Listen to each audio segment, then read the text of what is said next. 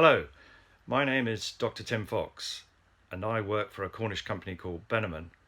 which is located at two sites in the county, one at the Aero Hub near Newquay, and the other on a farm just to the west of Truro.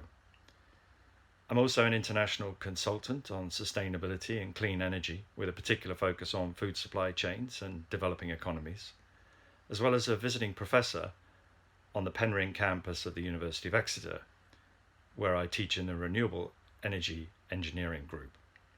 But of course, right now, like all of us, I'm confined here to home, and I'm getting used to new ways of working and new ways of living. And while I'm doing that, I've been thinking a lot about how the future might look, as many of us have probably been doing, and in particular, the immediate future in the COVID-19 safe environment that will emerge in the coming weeks as the government begins to relax the lockdown restrictions,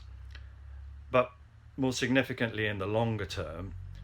as a new normal emerges to replace the old normal that was there before the pandemic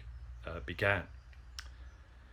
So the big question in my mind is, how far back to the old normal do we want to go, and what do we want the new normal to look like? And in this regard, the RSA recently provided some interesting insights from a survey they conducted of 4,343 people in the UK adults. And they discovered that about 85% of those surveyed wanted to retain some aspects of the changes in their personal lives and their working lives that were taking place during this lockdown period. And indeed, only a mere 9% of those surveyed wanted to go back to things the way they were before. The findings were also particularly interesting for me as a person who works in sustainability and clean energy, in that people had identified a number of aspects of the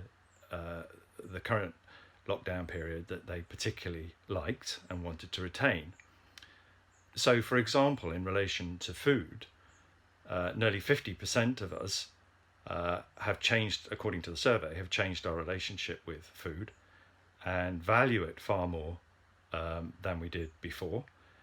And indeed, around about 38% of us say that we're actually cooking from scratch, using a range of ingredients that we hadn't used before. And a third of us are actually throwing away less food because, again, we value it more and we're cooking it ourselves probably. Outside, we've also noticed some things that we like. According to the survey, the 51% of us say the air is cleaner. And of course, many of you will have noticed that given that there's much less noise around, you can notice the birds singing far more than you did before. And something like about 27% to 30% of us have said that we've noticed the wildlife more, and it may appear to be more abundant, or that may be a factor related to the lack of traffic, which means that they're becoming a little bit more timid and less reticent about coming out in the open. Of course, traffic levels are actually down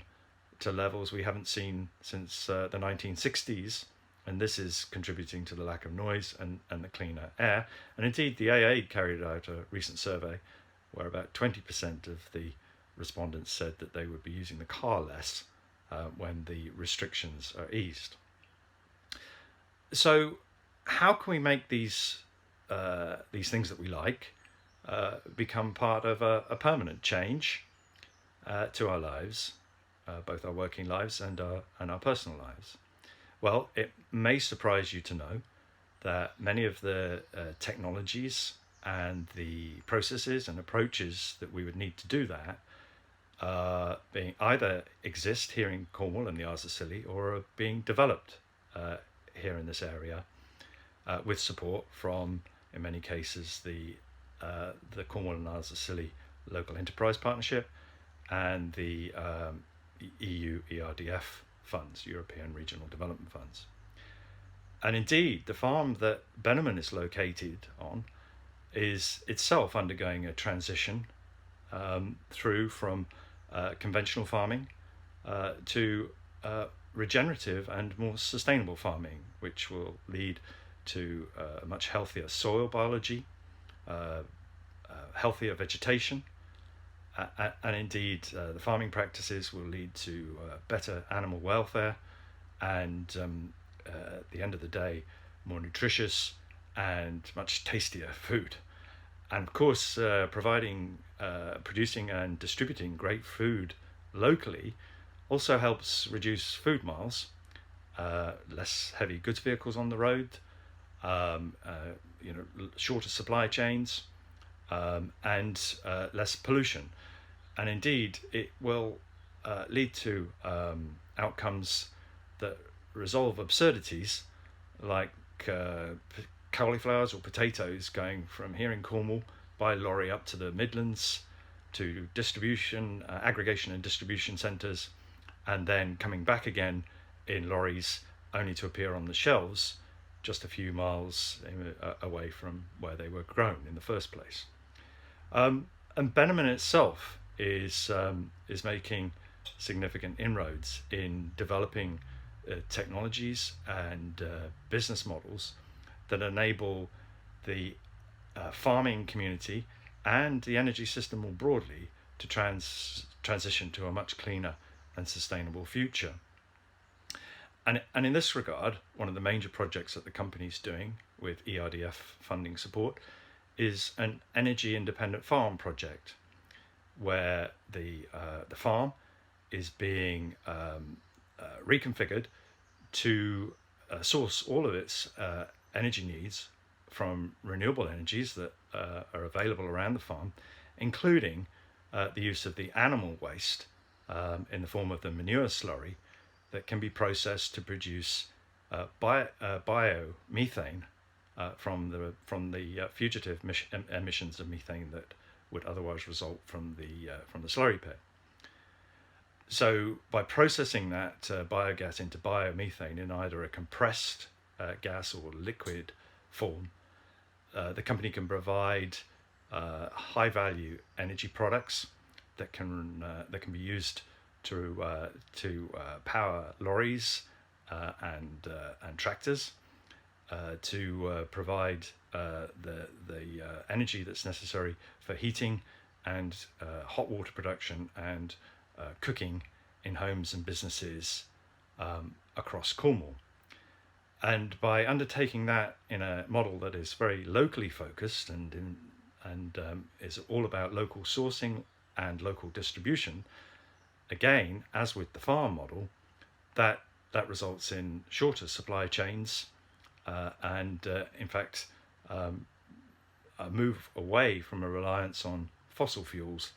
that in parallel keeps the spend on energy here within Cornwall. So just a couple of examples of the sort of technologies and approaches and processes that can help us move towards a new normal that is in line with the learning that we have undertaken during this lockdown period, and in fact our desire and vision of what a new normal we might want that to look like. So what can we do practically to ensure that new normal emerges? Well, the first thing we can do is that we can seek out similar examples of things that are happening today that can help us shift to that new normal, and we can tell people about it, raise awareness, and tell them how they can benefit the future and enable us to avoid drifting back to the sort of normal that we had before. So we've and I guess importantly, we can make sure that our community leaders and our local politicians are aware of the availability of these type of approaches and our desire to move to that vision of a new normal, and encourage them to create the conditions that can make that happen. So we've had weeks and months gathering insights and experiences into what a new approach to working and living might look like, how the air could be cleaner, how our environment could be more peaceful, and how the wildlife and flora could be more abundant, and how we could have better food and a better relationship with food. And my concern is that we don't let that evidence go to waste. We've been through a lot of learning, so let's make a new normal for the Cornwall and the Isles of Scilly, and indeed let's contribute to a new normal for the UK and beyond that's better for us and better for future generations. Stay healthy and safe, and thank you very much for listening. Goodbye.